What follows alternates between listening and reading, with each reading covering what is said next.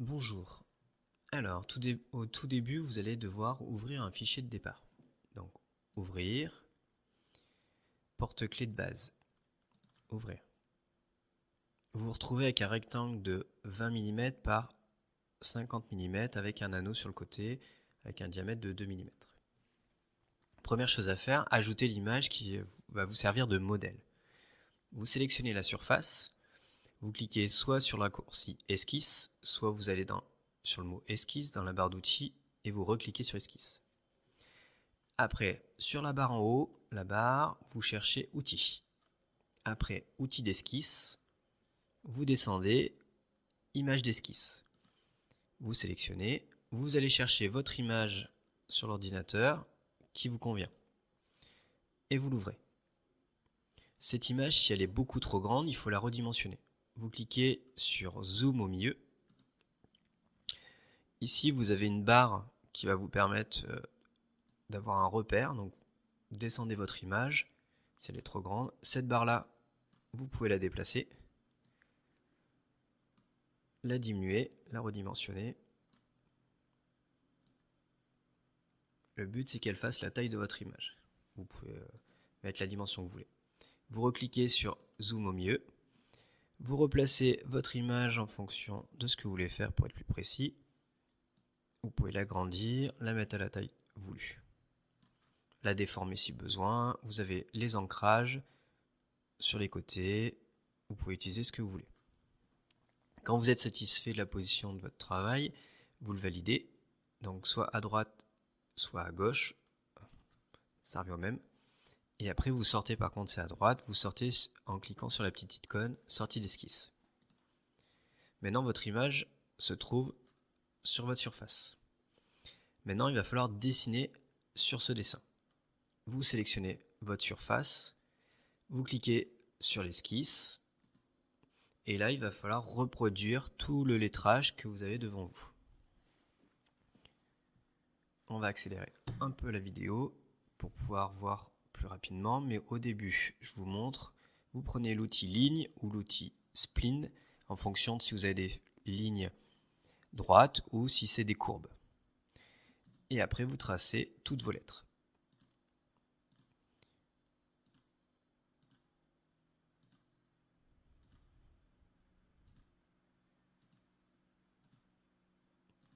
Voilà. J'ai fait la première, maintenant je continue, je vais faire les suivantes.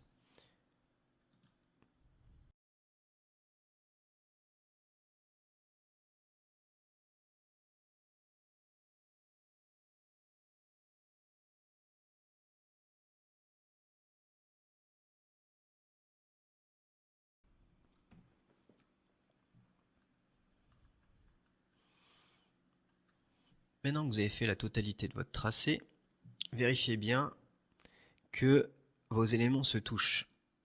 Donc ici, si j'ai besoin d'agrandir des éléments, je peux les sélectionner. Si j'ai besoin de déplacer une ligne, je peux la déplacer à droite ou à gauche. Le but, c'est que toutes les lettres de votre lettrage soient en contact. Donc vérifiez bien que vous ayez un contact à un moment ou à un autre pour que votre figure soit réussie. Après, il va falloir supprimer toutes les jonctions qui vous servent à rien. Alors si vous avez du mal à voir, vous pouvez ressortir de votre esquisse. Vous allez sélectionner l'esquisse sur laquelle il y a votre image. Si vous ne savez pas, vous sélectionnez le petit plus, c'est marqué image. Vous faites clic droit sur l'esquisse et vous faites cacher.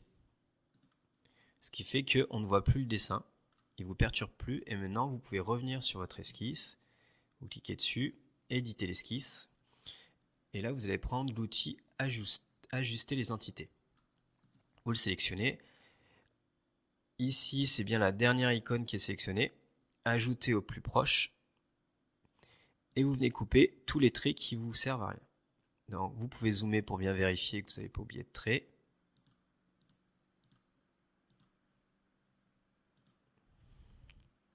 Donc, vous faites toutes vos jonctions.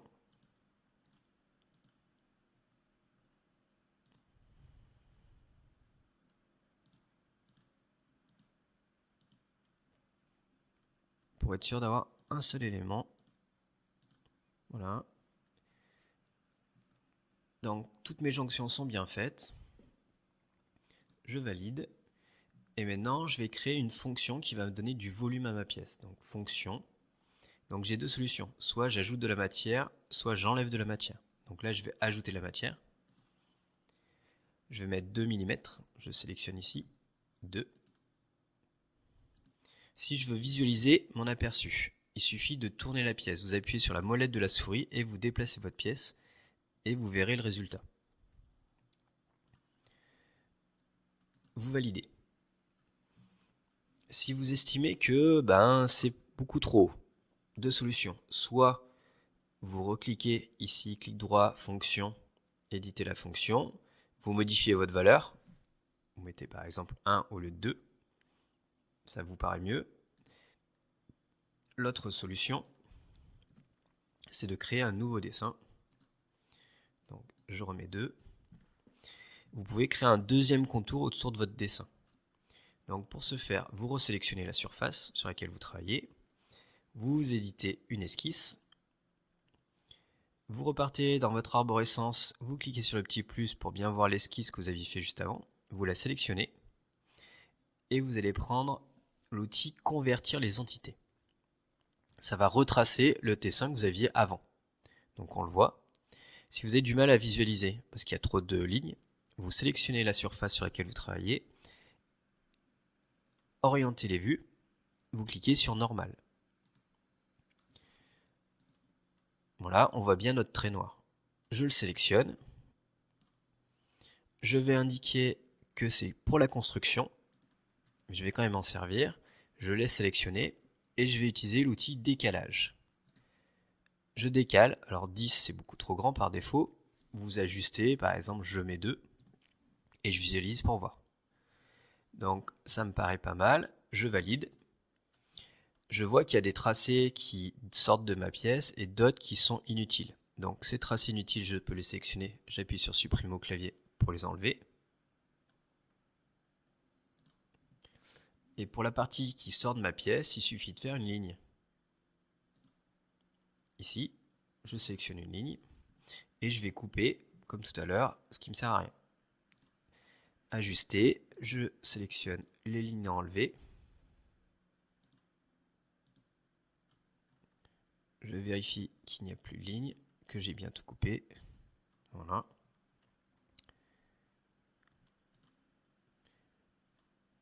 Maintenant, je prends fonction. Je refais une base où j'enlève de la matière au choix. Ici, ça me remet 2 mm, moi je veux un peu moins. Donc je vais mettre 1 mm pour créer un contour. Donc on a bien notre aperçu ici, on voit bien la différence. Je valide.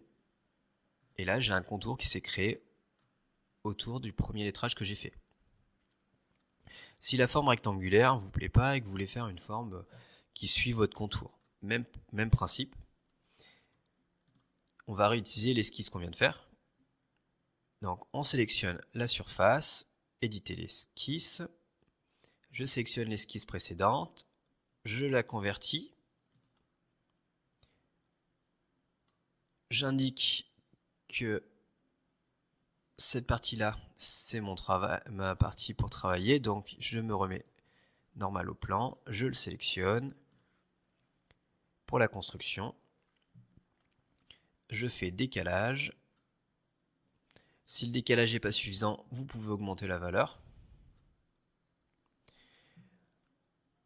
Je refais un contour, alors cette fois-ci, j'ai besoin de tout ce qui est à l'extérieur, je vais enlever les parties qui dépassent. Si votre contour, vous voulez le modifier, vous ne pouvez pas, puisqu'il est à cibler sur celui que vous aviez avant. Donc si vous voulez le modifier, il va falloir supprimer cette valeur-là pour le modifier et déplacer. Donc moi je ne vais pas le déplacer, je vais simplement ajouter des informations. Donc ici, je vais ajouter une ligne supplémentaire qui va faire le tour de ma pièce.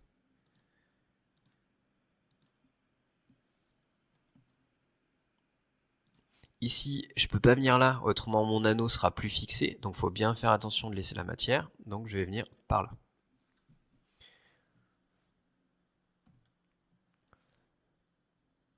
Je supprime les lignes qui ne me servent à rien, Donc celle-ci.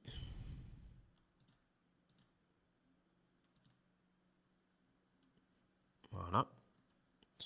Si je veux créer d'autres formes, je peux tout à fait le faire. Donc si je veux créer une forme, par exemple ici, pour que ça fasse un trou à ce niveau-là, je peux le dessiner. Même principe, si ici je veux un trou à ce niveau-là qui ne sera pas fait parce que ma forme s'est trop décalée, il suffit que je le crée.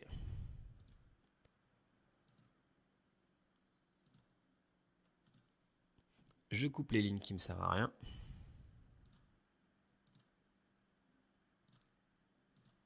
Voilà, comme ça je vais bien enlever la matière ici. Quand ma forme me paraît bonne, je prends fonction. Cette fois-ci, je vais enlever la matière, donc enlèvement de matière.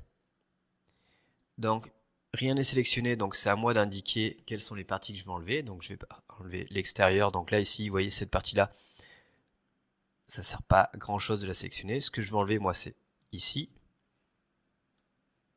Hop. La partie qui est là, la partie qui est là.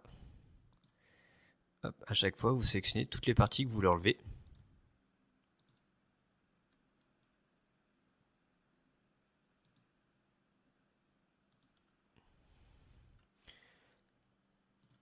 Quand je pense avoir sélectionné tout ce que je veux enlever,